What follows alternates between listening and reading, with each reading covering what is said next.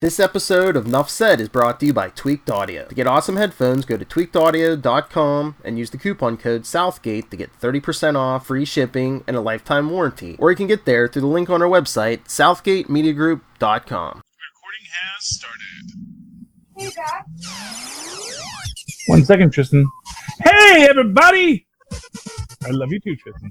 And love you, our listeners. Welcome once again to Superconnectivity. I am your host, Charlie the Professor Esser, and with me, as always, is the lunatic behind the cape. Lilith Hellfire? No, Phil me and Perich. That's the one. No, Lilith has to work or sleep. One of those two things, because, you know. She loves to sleep and drink. Yeah, well, work too. The woman works like a dog, I gotta say. She works too much. Yep.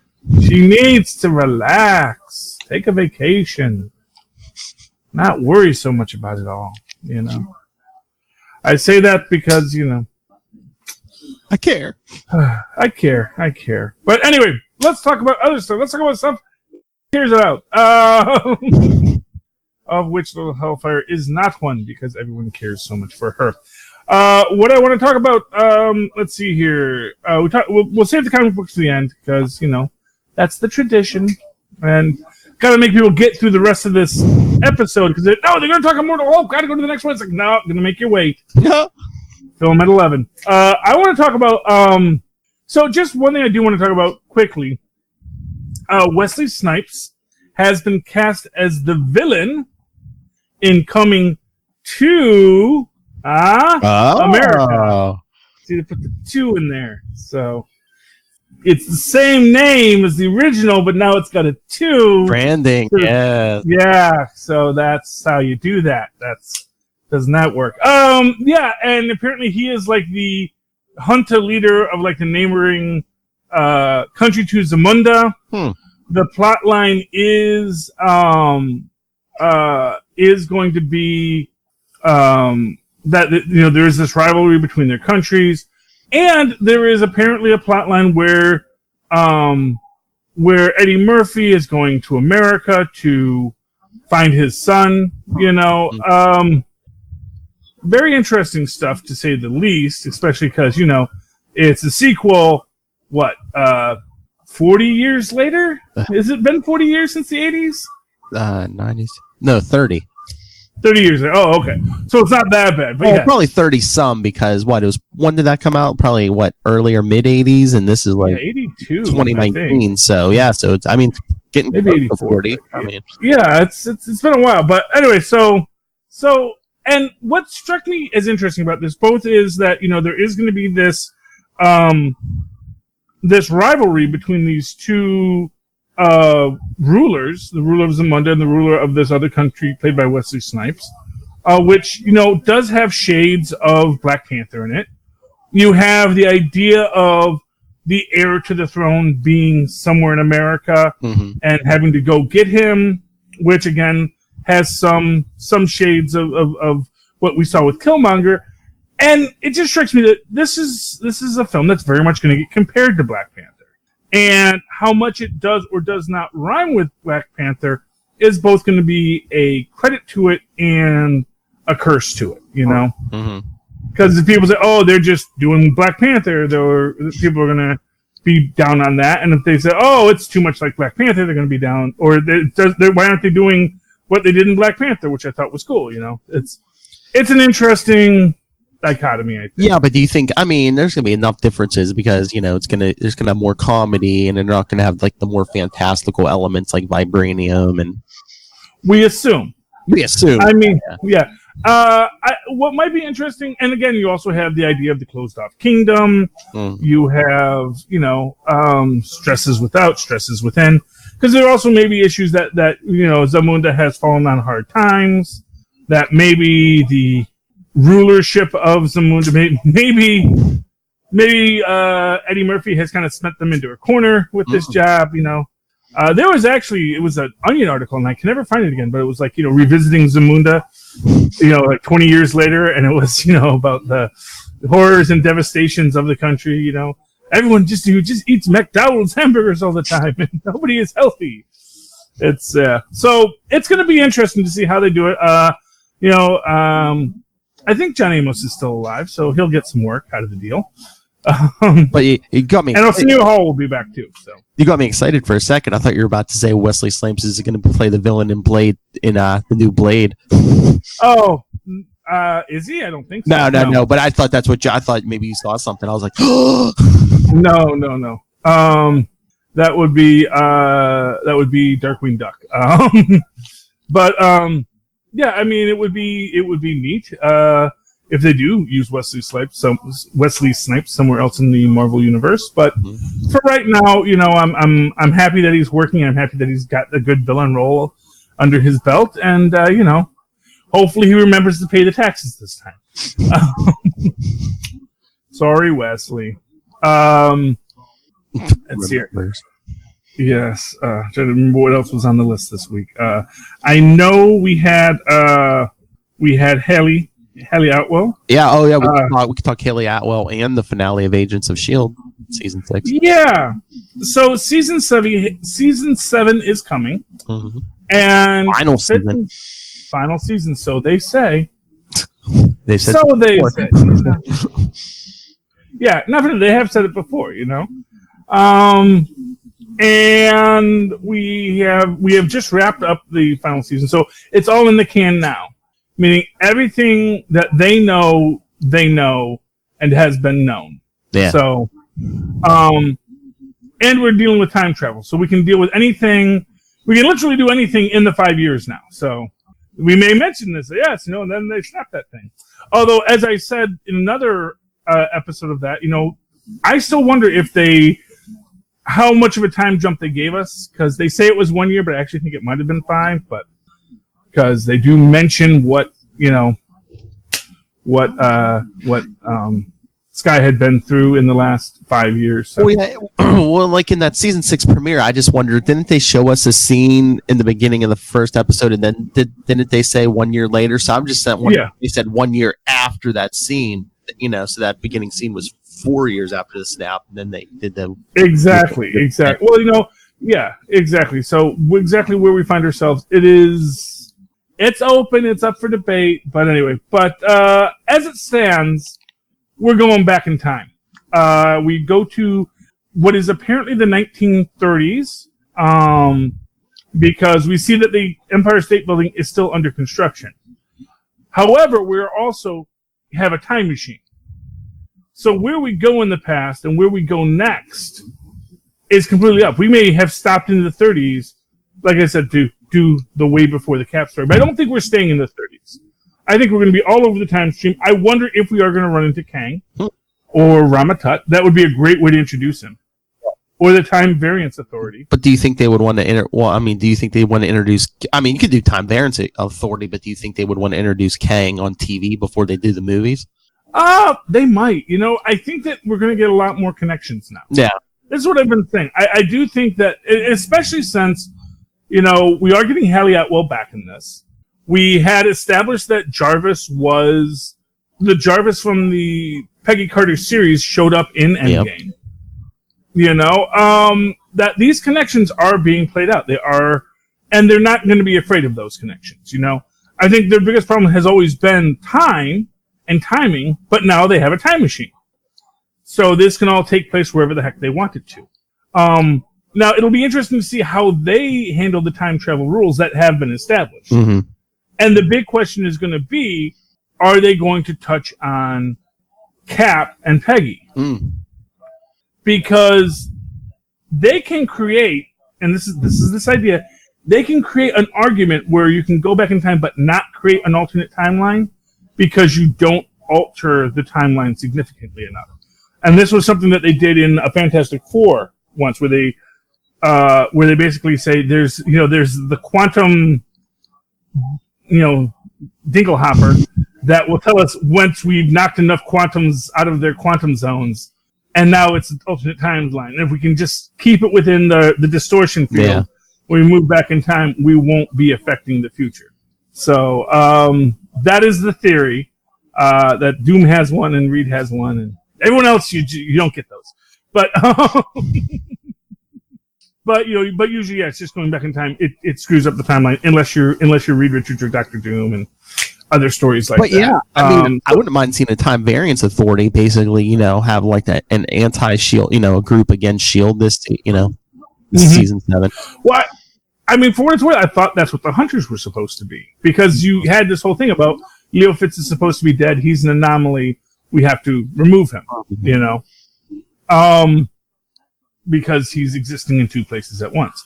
But once they create the time machine, now they can do what they want to do. But at the same time, they're also not just, as an example, sending the Chronotons back in time to their home planet so they can save it, because maybe that will cause an alternate universe. Oh, you know what? I know you haven't been watching it, but you might want to watch. The Monday's going to be not only the season 3 finale, but the series finale of Legion, and they've been playing heavily with time travel this season. Like he found the mutant time traveler to take him back in time, and he was trying to stop the Shadow King, because the Shadow King's been messing with him since he's been a baby and stuff. But it's very interesting because this young girl who's a time traveler, when she can open doors in time, and when she travels through time, it looks like a hallway. She walks down a hallway, and it'll give her 1 year, 2 years, but yeah, and then there's these shadowy, I don't know. If you try to go back in time and you try to mess with stuff, these are little shadowy, almost demon things come at you. The Langoliers come after you. Yes. That is interesting. I haven't been watching Legion. Legion is one of these things. It's like the Agents of Atlas book. I would love to watch it. I would love to read that book, but at a certain. And that is not even the money issue, it's just the time. Because, honestly, this was the first week I actually read all my comic books before we got to record. Wow. Yes. Again, we're recording on a Saturday, and everyone says, oh, you have more time than everybody else. When I was unemployed, I'm not that anymore. But I need that extra day, man, because I might not even pick up my books until Thursday. Mm-hmm. And, and I'm not on the bus anymore, so I have to read them when I'm not driving, which is, less fun. But I got through all my books, including Elvira, Mistress of the Dark, and, she gets out of hell, and we find out her guide... What is that, number 8? That was number 8. Her guide was divine all along. Yes. So, that was lovely, and we found out that she was the one who pushed herself into the coffin to start the time loop, so... It's all really fun. I mean, I really, I love Elvira. I love everything about the character. I love the way that they play with her. And of course, you get the big reveal in this that essentially, the denizens of hell are the ones who built it, not the devil. It's everyone just makes their own hell. And that's why no one ever thinks to just drive off of the eternal traffic of the, stuck freeway of what is it? Was it the 4th circle, 5th circle? I don't know. It was one of the circles, but yeah. Great book. I just love Elvira. She is so fun and delightful. And so issue 8, is that an ongoing then? I believe so, because I think there's another one coming. Oh, that's cool. There's 2 Elvira series out right now. One is The Shape of Elvira, and so next one is called, so this was The End of Elvira's Inferno. Next is Vroom Vroom, which is, so yeah. I just asked because it just seems like a lot of times when they do those licensed properties and stuff and characters, a lot of times they just do limited series. Yeah, but apparently there's going to be another one. But like I said, they have 2 right now. They have The Shape of Elvira, which is sort of a Shape of Water kind of story, where she's got a merman that she's hanging out with. It's a good story, but this was the superior Elvira book. Mm-hmm. Very good. Yeah. Yes, and then what else? So we talked at there was something about what were we going to talk? Oh yeah, apparently, and of course, speaking of time travel, apparently it has been confirmed that Cap told Bucky that he was going to go into the past and stay with Peggy. Well, they said it seems like he told him something. They just don't know how detailed of an explanation he gave him. Yeah. I would assume he at least told him, that I'm going to hand off the shield. So, I don't know if he told him he was going to spend a lifetime, and then come back, but I think he at least told him, hey, I'm going to hand the shield to Sam and not you. Yeah. No, that's appropriate. Honestly, Bucky didn't want the shield. He never wanted the shield. Sam doesn't really want the shield, but Sam respects the shield in a way that I don't think Bucky would. Bucky's been messed with in the head and stuff. And I mean, even though, he hasn't aged like Steve Rogers has aged, remember, Bucky is a 95-year-old guy, too. Yes. Yeah. Well, I still say my actual theory remains that Cap put himself into a time loop, and that actually, when we see him at the end, it's actually just because he had aged too much and he can't go back anymore. Because if he puts himself back into the ice to be discovered and just lives that Mariah McTarget time loop over and over again, where he keeps on going, he's going to get older every time, and so he might have been. Everyone says, "Well, why should he have aged? Isn't he supposed to not age?"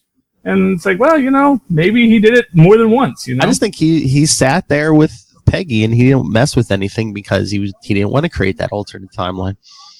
Yeah, but he would have, because he sat there with Peggy, and but there was still him in the ice who came out and did everything he did before.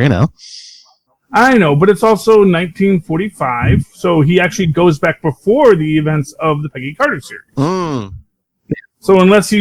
So there's a whole life there that is altered from the established universe we've seen. Well, wait a second. Did he go back to 1945? Have we confirmed the exact point he went back? We don't, but we see that it's 40s cars that are driving on the road. We don't see anything that is from the 50s or later. Yeah. So, you could argue, well, cars last a while, so you could have, there were cars from the 40s through the 60s, you would see those, but they wouldn't have looked as brand spanking new as these cars. Yeah. These were clearly brand new cars, and they were definitely from the 40s. So it looks like he went right back to where he left to get that date.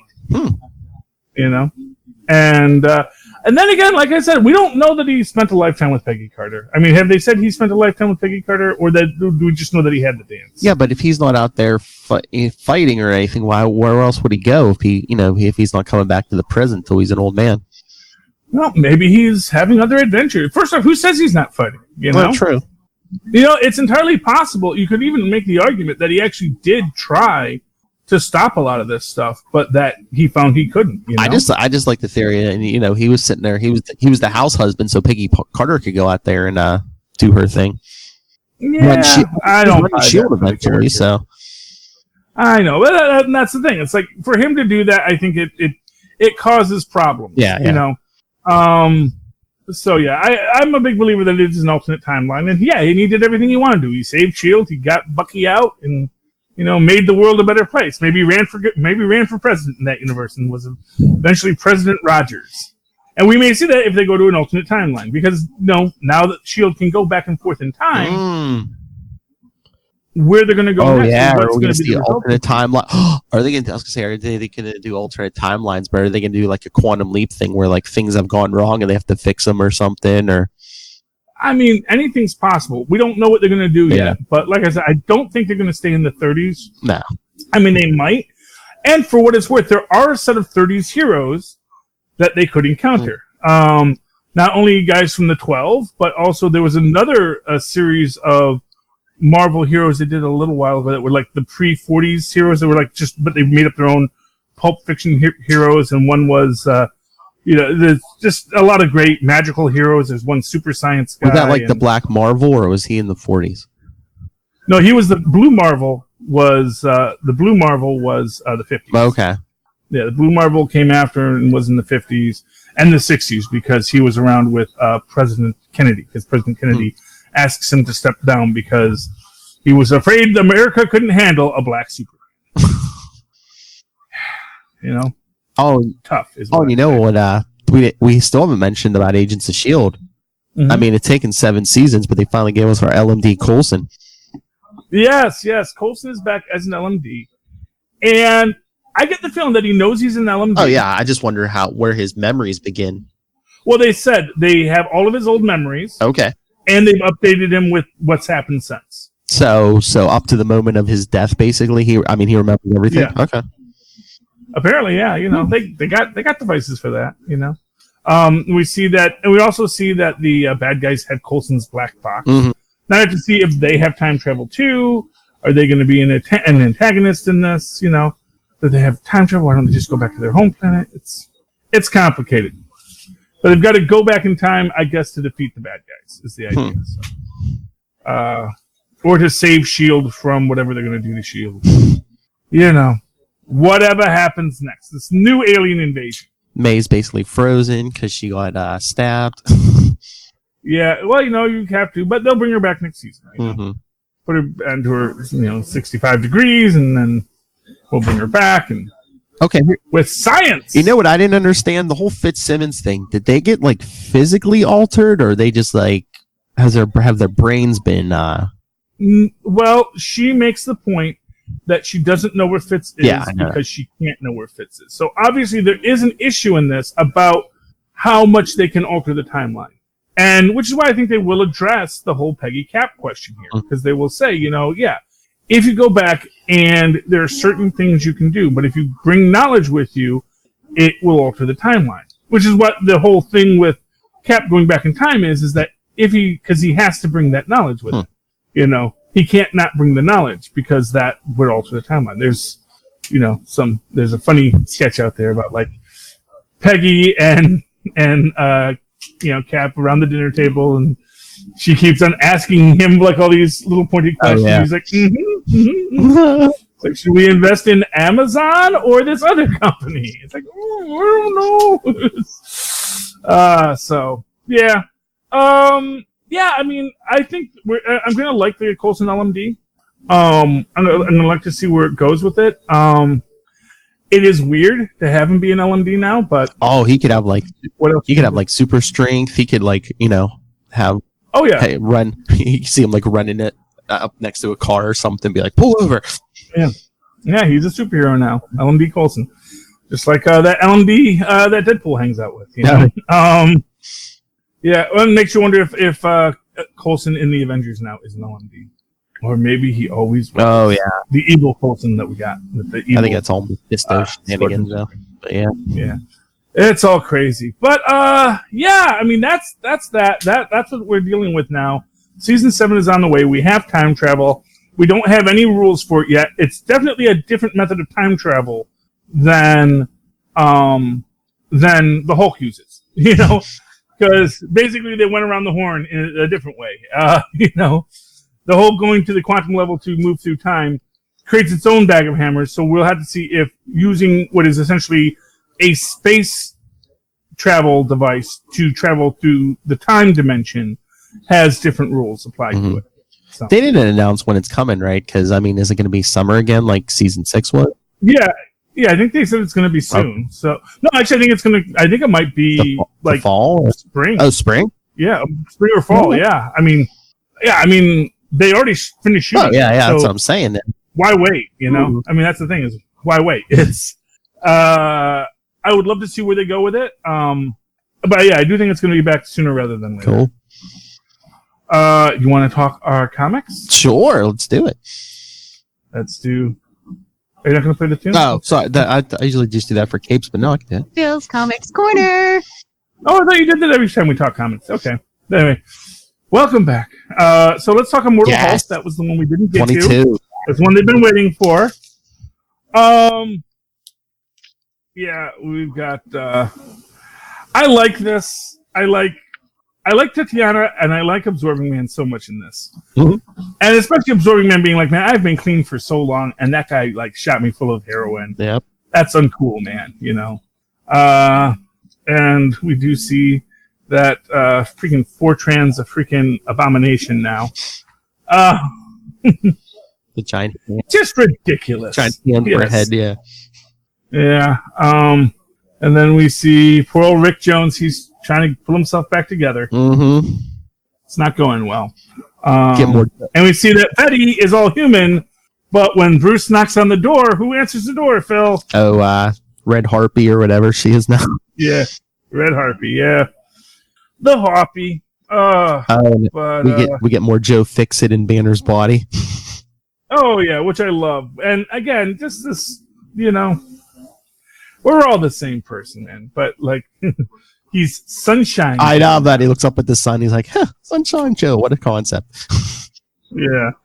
And he goes to talk to McGee, and I like the way they're playing Joe. He's fun. He's delightful. Did you see what the name of the motel is? No, what? Senate. Oh. Yeah, you always got to put your creator tags in these things. So got to honor the past, man. Mm-hmm. But I like it, and then I like how they find out where the where Fortran is. Oh yeah, Samson and Alpha Flight, or yeah. Well, no, but Rick Jones tells them, and then and stuff, yeah. Yeah, but he's all glowing, and I thought that was cool because it kind of reminds me of a lot of things. But there was one sort of where what if the Banner persona was where basically after he gets exposed to the gamma radiation, he actually like the best parts of him become this like shining figure of light, and then just the evil Banner is like the dominant personality, and it's cool. But yeah, then they use because Fortran co-located to them, so they can now co-locate to him. But of course, Fortran has freaking seers, so yeah, we can see. We knew you were coming. We knew before you knew. He's like, haha, I can ambush you, but then the Hulk drops in at the end. Yes. And by the way, I just gotta say this: green blood out the nose. It just looks like boogers. It does. It just looks like he's running boogers out his nose. They're trying to say gamma, but yeah, it does look like snot. It's gamma boogers, man, is what it is. It's his brain melting, And then, of course, the Hulk shows up because the seers can see, but they can't see the Hulk. Because if they could see the Hulk, they wouldn't have had to have a whole, gamma base to look for him. Oh, no, what else I liked? I mean, we still haven't got the second part, but they did mention Hulk going to that tropical island in Fantastic Four. Oh, yes, I did like that, I don't know, he's off doing his own thing. He's off fighting the thing. He was in Chicago, they said, so...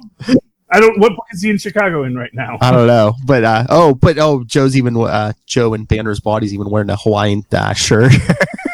Yeah, which I liked. Well, he's Sunshine Joe, man.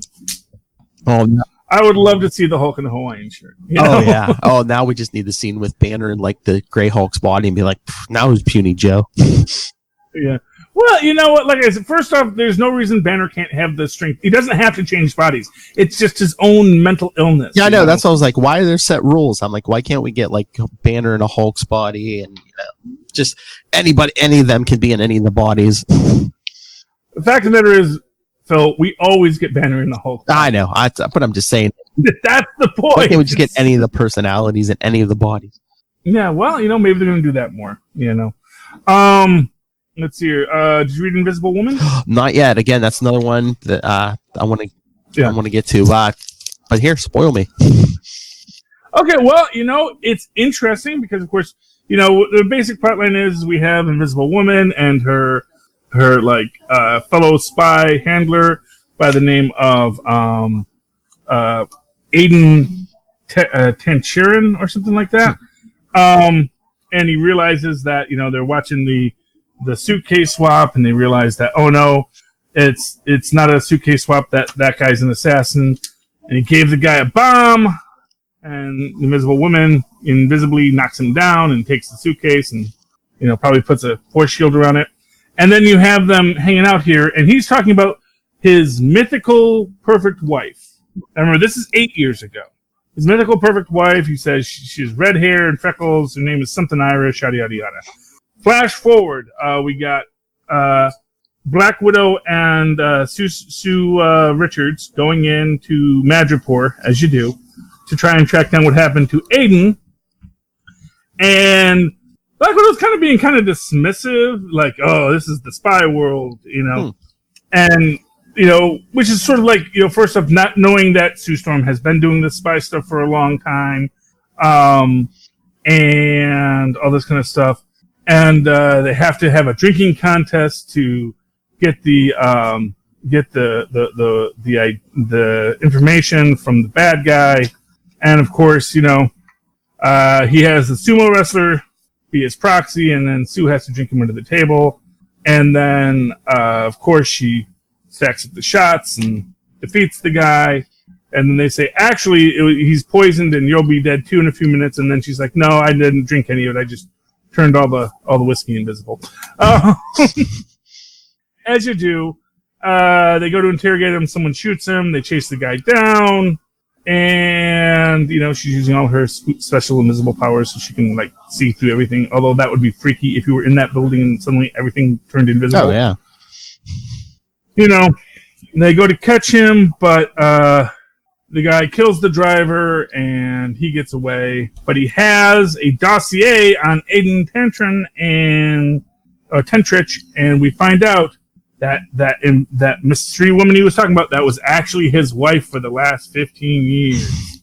So everything's a lie when you are dealing with spies. So it's a fun book. That's next issue. All the ladies love Sue Storm.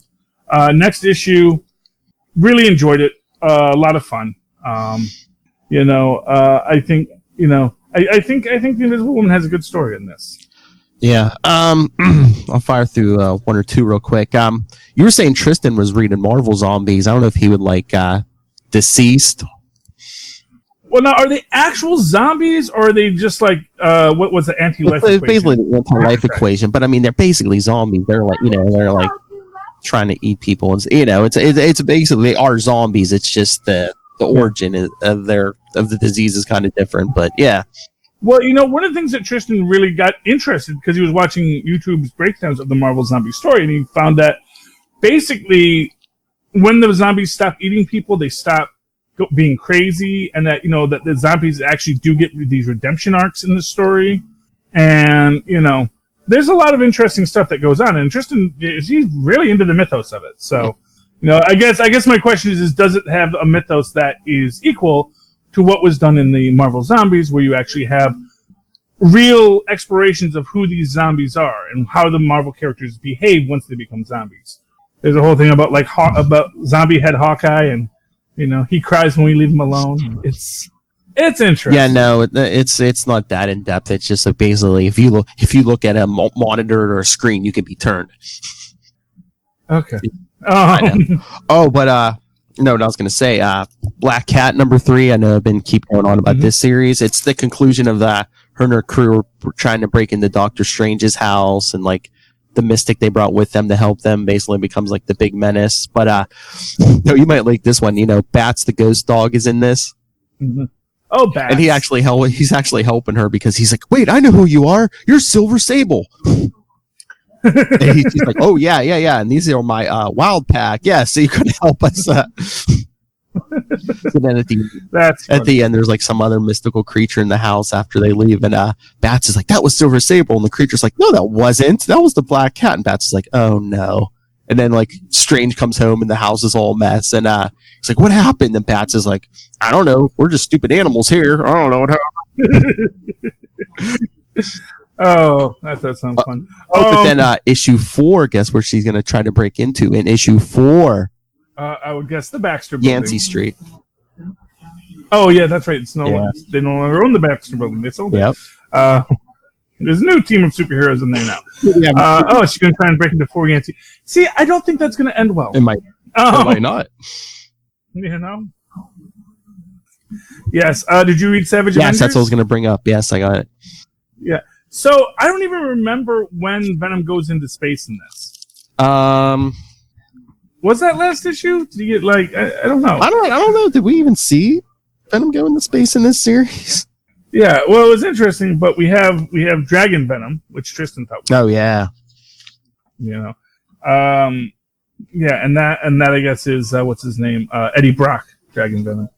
And we have to defeat the Marrow God and all that kind of stuff. But the Marrow God can feel pain. That's good. That's useful. And yeah, the evil wizard was Garth. He brings Frank's family back to life, but they're actually just demons. Yeah, demons in skin suits, and that freaks out poor old Frank. Yeah, Dr. Voodoo has to break the spell, and it's like, oh, sorry. He's like, but if they had gotten their grip into you, it would have been way harder to unbound you to those demons. Yeah, and apparently, so for those worried that Conan with the symbiote was going to be a permanent thing. Venom basically says, he says, "Who has enslaved the symbiote?" And he's like, saying to, to Conan, why the hell is there a symbiote on a nude weightlifter? It says, "This creature is not yours to possess." It says, "Back, dragon, or you shall feel my wrath." Yes. "This creature was trapped. I freed it. It's spending what little life it has left repairing the damage to your body. If that is true, then Crom's will is done through this genie." Who's Crom? He was a... Oh, I like that. Who's Crom? He was a space knight, right? Anyway, that sword is coming with me. Anyway, yes, Crom, space knight. But so obviously this thing is going to keep Conan alive. Yes. As we wander through this issue and, won't be dead yet, And does it seem, maybe it's just this issue, but does it seem like to you that maybe Elektra is going to be a team leader of this team? Yeah. Well, she obviously is, hey, Conan's not really leadership material. Although he has led, gangs of people in the past, he's a lone thief. He's a loner. Yeah. Like Wolverine. I was going to say, I don't see anyone else on this team except for maybe Dr. Voodoo being leadership material. Yeah. Now, is Dr. Voodoo, is he still dating Scarlet Witch? Last I knew, unless, either they changed it in something I didn't read or, No. It's I just wonder because I wonder if they're going to because, the Drum family were introduced in Doctor Strange. This leads into, I wonder if we're going to get a Wanda Dr. Voodoo storyline. I just wonder, I just wonder if they're saving Wanda just because as we get closer to that series, if they're going to launch like a Scarlet Witch, her own book again. Something. Oh, yeah. I imagine so. And if there is something with her and Vision in that Disney Plus series, I wonder if they're going to get those two back together because for some reason they like to, make the comics look more like the live action stuff. Yeah, but again. We don't know what. That's what I'm saying. We don't know what's going to happen, but TV show, yeah. But I think there's no reason for Shuri not to repair the Vision. Oh no. Yeah, as she said, why did you do it this way? It's like, you got Shuri. Tony Stark's gone, but you got Banner, who worked on the Vision originally with him, right? Mm-hmm. And Shuri, and any other number and. Oh, yeah. Other Doctor who also actually built the Vision from Ultron's schematics, is actually a lot of people in this, Yeah, Tony Stark, he was a brilliant guy, but he, as Rocket said, you're only the smartest person on this planet, that was actually kind of controversial, as small internet controversies go. Is like someone at the Mary Sue wrote a thing about. She couldn't buy that. I think it was a she. It might have been a he. But I think most of the writers are female. Couldn't buy that Rocket was Tony Stark level genius.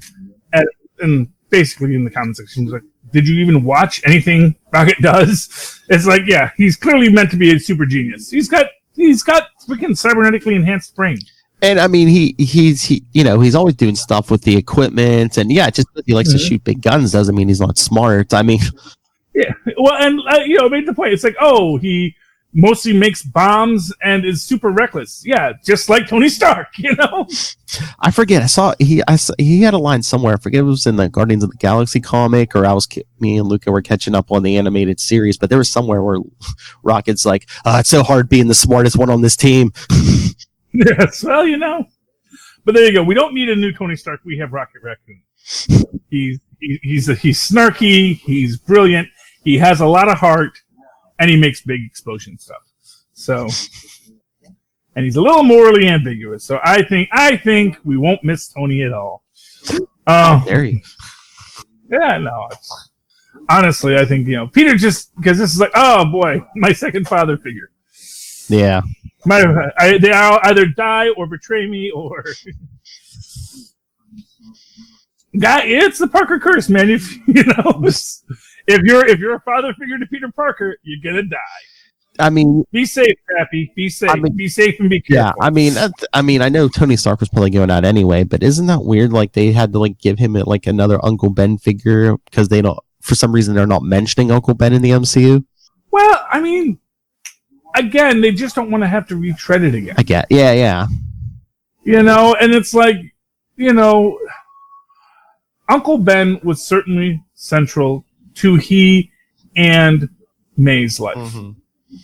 You know, we don't need another like origin story, but you know, they can't just throw out one line. It's like, you know, like we were saying in the first one when we go into the dance and she's helping him with his tie, you know, couldn't throw out a line. Oh, I miss your uncle. You know, he would have loved to be here for this. Yeah, me too. Boom. Yeah, but just to annoy you, Phil. That's why they don't do it.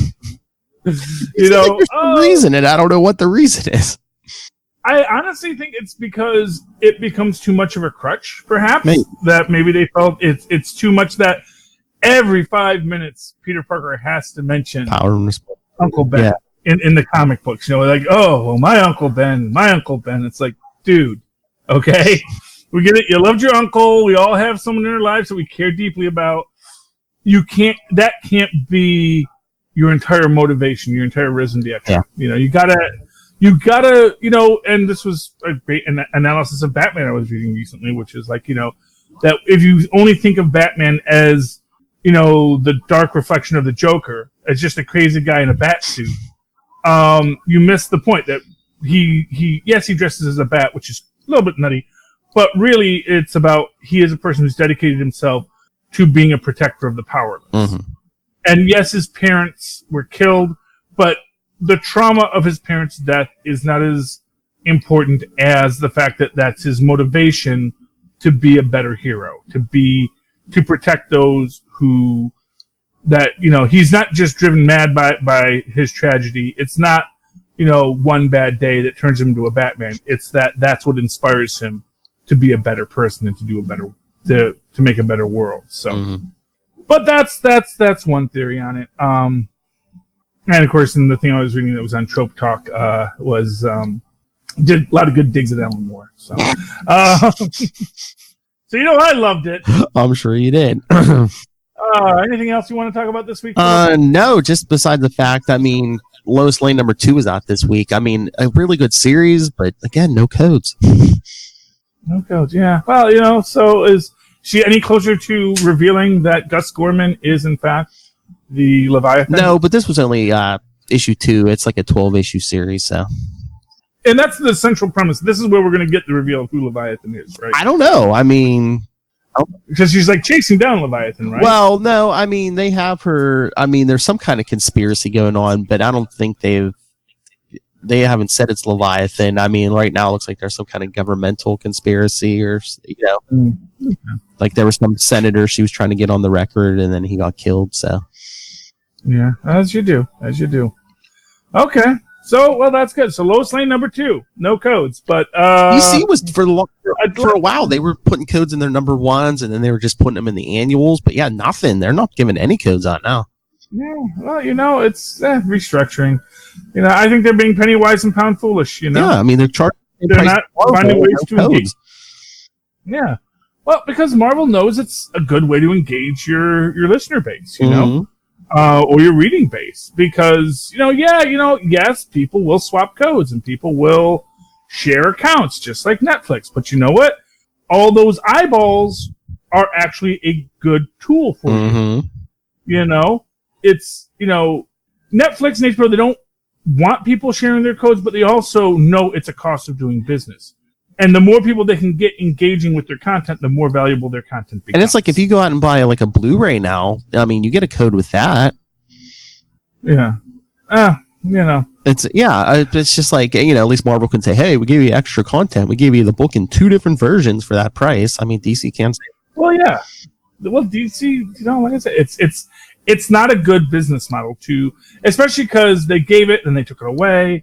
And remember, like Marvel took the codes away, and then they just right away brought them right back. Well, they didn't even take them away. I mean, they were still giving you codes, but they weren't for that book. Remember, they were giving you codes for different books. Yeah, which nobody wanted. Yeah, nobody wanted, but at least they didn't like completely take away all codes. Yeah, but again, the idea was that people wanted to have a code they could share with their friends, a book, so that if you got it, you could, that's the thing. And here's the thing: in the digital content world, you have to have a situation where people can have that kind of cross-country communication to share what they have. It just seems weird, because it's like, does it cost DC anything more to put a code in the book? And it's like your major competitors doing it in every book. Yeah, there is obviously a slightly higher printing cost, but they're all raising the prices of their books anyway. So yeah, it's like, it is what it is. And more to the point, it's a cost, but it has a value. It's not a lot. It's not a cost for nothing. Yeah. But this is DC. This is the choices DC is making. And they're not even writing good zombies. So what do you want? Okay, you want to get out of here? Sure. Phillip? Okay. So, Phillip, if people would like to talk to you about bad business choices DC makes, or if they want to defend DC's choices to take away codes and not allow to have social interaction amongst their people on the internet, how can they reach you? If you want to get a hold of me personally, you can always email me, nightwingpdp@gmail.com. I'm on Twitter @nightwingpdp. And you can always follow Capes and Lunatics and Superconnectivity on social media, Facebook, Twitter, Capes and Lunatics on Instagram, just everywhere. And again, if anyone from DC wants to come and explain their business model, they're more than welcome. Yes. You can even call up and leave a message. Oh, yeah, 614-382-2737. That's 614-38-CAPES. And leave a message for the show, and we will play it on the air. And everyone can hear your brilliant ideas live and in person. Okay, and of course, if you'd like to write to me in that old-fashioned email way, the way our mothers and fathers once did, you can do so at superconnectivityblog@gmail.com. That's superconnectivityblog, all one word, @gmail.com. And of course, follow me on Twitter as I live tweet things when I feel like it, and there's something to live tweet @Charlie Esser. That's CharlieElcr, but to the two E's in the middle. For quality. Bing! Alrighty, ladies and gentlemen, that has been Superconnectivity for this week. Please be sure to super connect with us once again next. Good night. Good night. Oh, you know what I forgot to talk about? What? Glow. Glow is back. So something else I gotta save it. Like we never come back and talk. I know. I gotta tell you though, Mark Maron, he should be Reed Richards. Fight me, nerd.